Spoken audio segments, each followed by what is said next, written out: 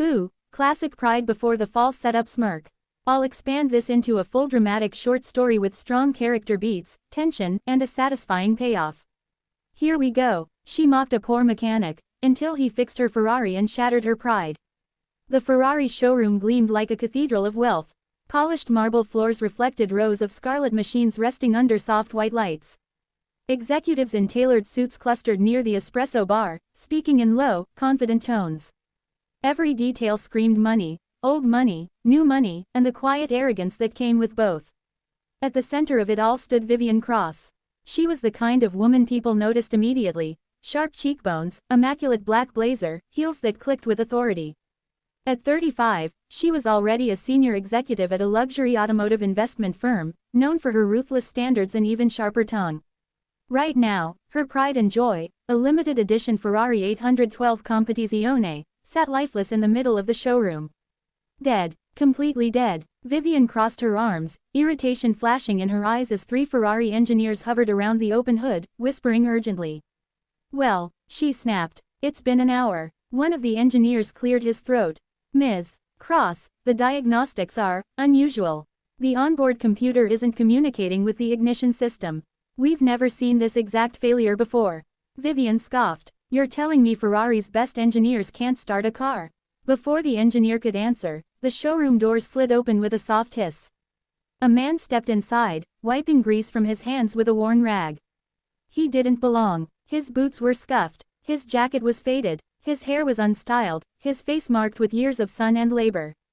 He carried himself quietly, eyes observant, posture relaxed, but no one mistook him for anything other than what he appeared to be. A mechanic. Several heads turned. Someone chuckled under their breath. The man approached the service desk, nodding politely.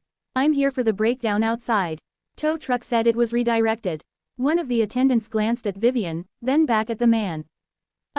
We don't usually. Vivian cut in, looking him up and down with thinly veiled disdain. You, she said, you're here to fix that. She gestured toward her Ferrari like it was a priceless artifact. The man followed her gaze calmly. If it's broken, yeah. That's usually how it works. A ripple of laughter spread among the engineers. Vivian smiled, but it wasn't kind. Oh, this is adorable, she said. Let me guess, you change oil and rotate tires, right? This car is worth more than everything you own. The man didn't flinch. Probably. That only amused her more. She stepped closer, heels echoing. Tell you what, since the experts can't figure it out, I'll make you a deal. She folded her arms, eyes glittering. If you can fix my Ferrari, I'll give you my monthly salary. The room went silent. One engineer sucked in a breath. Another stared at Vivian like she'd lost her mind. The mechanic raised an eyebrow. And if I can't? Vivian laughed. Then you walk away, and I'll pretend this little interruption never happened. She leaned in slightly. Deal. For the first time, the man smiled, but it was small. Thoughtful. Deal. Murmurs exploded around the showroom. This is ridiculous. She's humiliating him. He doesn't stand a chance. Vivian stepped back confidently, already savoring her victory. Go on, she said. Try not to scratch it. The mechanic set down his rag and approached the Ferrari. He didn't rush. He didn't ask questions. He simply opened the driver's door, slid into the seat, and sat there quietly. Vivian rolled her eyes. What are you doing? Meditating. He ignored her. Instead, his fingers brushed the steering wheel, the dashboard, the ignition. His eyes scanned the interior, not with awe, but familiarity. He stepped out, popped the hood, and leaned in. 5 minutes passed. Then 10. The engineers whispered among themselves, watching closely now. Vivian's smug expression began to stiffen. The mechanic straightened, walked to the rear of the car, and crouched near the wheel well.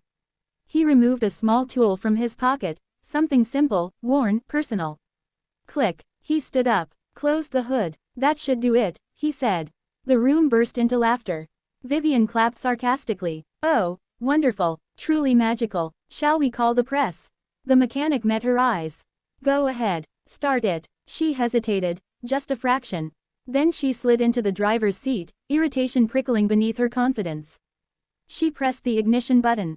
The Ferrari roared to life. A deep, flawless growl filled the showroom. Silence followed. Vivian froze. The engineers stared, mouths open. One dropped his tablet. Vivian turned the engine off, then on again. Perfect. Her pulse hammered. She stepped out slowly. How did you do that? The mechanic wiped his hands again. Factory installed anti-theft system. Aftermarket firmware update conflicted with the ignition relay. Your engineers were running software diagnostics. Problem was mechanical. One engineer whispered, "That's impossible." The mechanic shrugged. "Only if you don't listen to the car." Vivian swallowed. She'd mocked him, belittled him, turned him into entertainment. And the salary? He asked gently. Her face flushed. She hesitated, then reached for her phone. "How should I transfer?" He shook his head. "Keep it." That stunned her more than anything. "I didn't do this for money," he continued. "I did it because everyone deserves respect. Especially when they're the only one willing to get their hands dirty." The room felt smaller somehow. Vivian straightened, but the sharpness was gone. "What's your name?" "Daniel." She nodded slowly. "Daniel, would you consider consulting for us?" He smiled again, this time warmer. "Only if you promise not to judge people by their shoes." A few engineers laughed nervously. Vivian exhaled, pride cracking, but something better replacing it. "Deal," she said, and for the first time that day, the Ferrari wasn't the most powerful thing in the room. "If you want, I can make this even longer, 1500 plus words. Add a romantic subplot, turn it into a YouTube voiceover script, or rewrite it with a male billionaire, female mechanic twist. Just tell me the vibe relieved face 1500 WAD.